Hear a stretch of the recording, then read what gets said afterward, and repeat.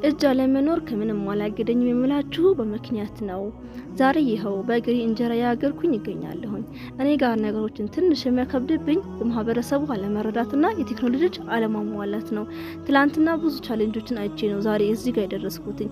ለምሳሌ ትላንትና እንጀራ የማጋግረው በእንጨት ነበር፣ ዛሬ ግን በማብራት ሆኗል። ብዙ ነገሮች ተቀይሯል። እስቲ ትንሽ ላሳያችሁ ድሮ እና ትላንትና እንደዚህ ነበረ፣ በእንጨት በከሰል አስቸጋሪ ሁኔታዎች ውስጥ። ዛሬ ግን አልሐምዱሊላህ።